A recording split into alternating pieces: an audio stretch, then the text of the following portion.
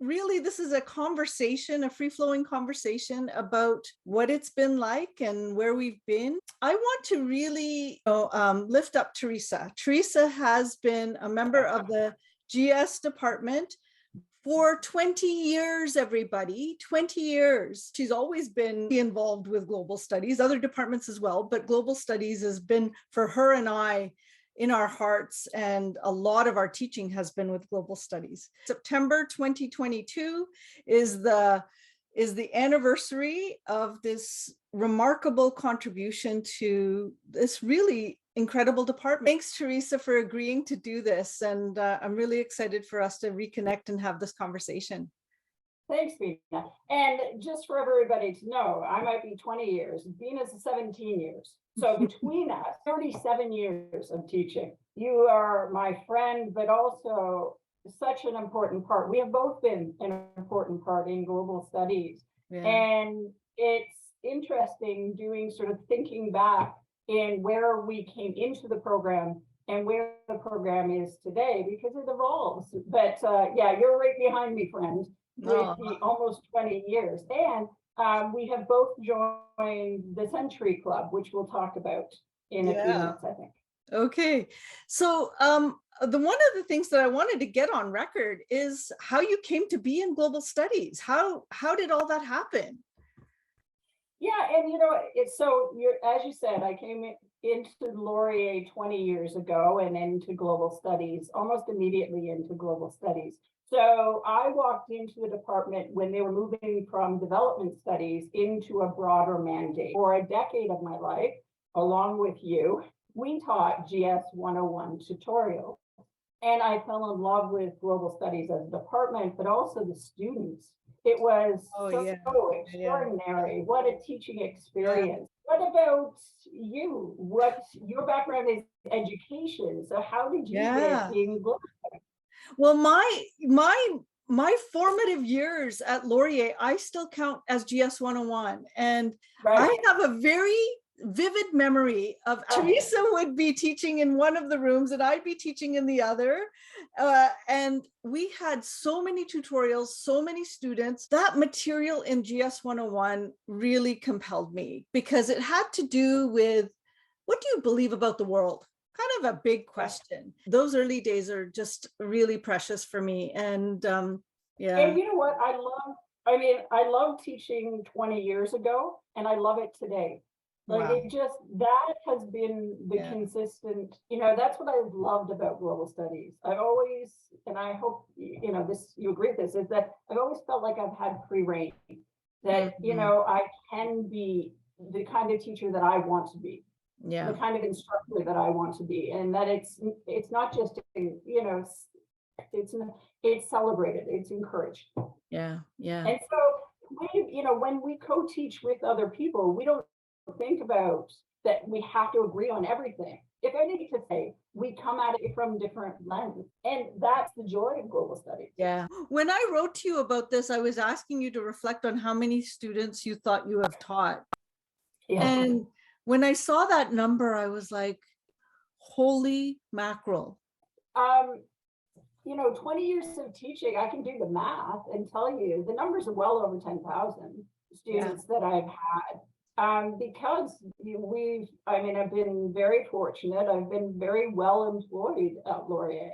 And being part of the Century Club, somebody asked me, so the Century Club means. Just explain what the Century Club is. Yes. So Century Club is that you are at 100 courses. And so when I looked at that number and I got the letter, I thought, wow, this is momentous in my career. But I think I've probably taught close to what you have in terms of student numbers as well. But when I got that letter, it really had an emotional impact on me. More than practically everything else. That just represents to me a lot of hard graft work on my part, but also on students' parts, and through a pandemic, some of it. But I felt the same way. I was like, because I don't know if students realize when we say one course, that's 3 tutorials equals 1 course. So Right. even more numbers when you start thinking, how many tutorials have I run over the years? Yeah. Goodness, you Yeah. know, how many, and you start to run those numbers. Yeah. Yeah, And a lot of those courses are big courses. They're not students with 20 students or 40 students or even 60 students. These are students with hundreds of students at a time. And, you know, each one of them is still somewhere in my consciousness, is still in my, so even though there are that many, Century Club to me really kind of culminates for me. well, you know, it's funny because one of your questions to me was, what advice do you have for global studies students? Yeah. And it's an interesting question because, you know, I always feel very fortunate with this answer that I get to do as a job, the job that I love.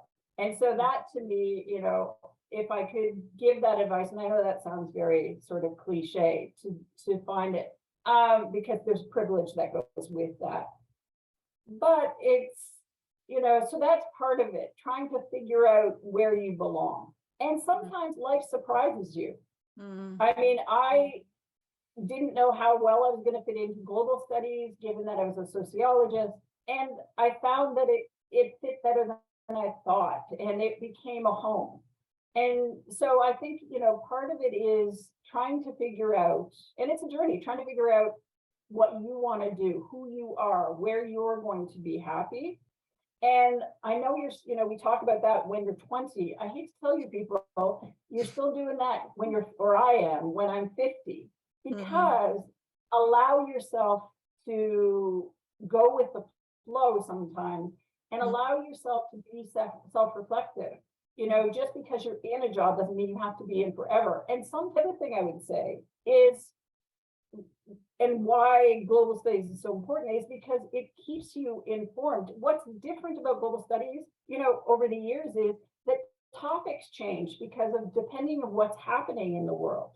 Yes. And so I am a better global citizen because I teach in global studies, because I have to be well aware of what's in the news because it comes up in discussions. And so I want to be informed, and I don't know if you feel that way. It's forced me to sort of be very current, stay curious. That's the other piece of advice. You know, if you and I are good at our jobs, it's because we both stay curious. We both go and learn stuff, and we're okay with not knowing something. Well said. I would say absolutely everything you said. The only other thing that I would say is have fun with your degree. Enjoy yourself while you're here. We I think enjoy global studies because we actually have a really interesting, engaging, and fun time. I think that global studies has made me more humble because, like you said, we don't know the answers to quite a few of the questions, and the students enrich the conversation about what are the possibilities to that answer. And so oftentimes I find myself at the end of the day, and I'm one of those people that replays the conversation over and over again. So every tutorial you can imagine, you know, I'm replaying and thinking, what did that mean? And how did I respond to that? And was that, you know, the right thing to say or not say, or, you know, but global studies has allowed me to expand my humility about myself, but also about this really mixed up world. The world is so complicated.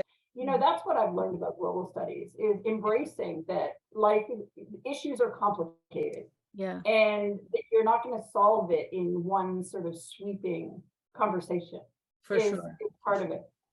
Theresa, I celebrate you. Congratulations on your 20 years. Well, so congratulations enjoying the Century Club. It's a good club. Yeah, sisters from another mister. Cheers. Bye, Bina. Bye.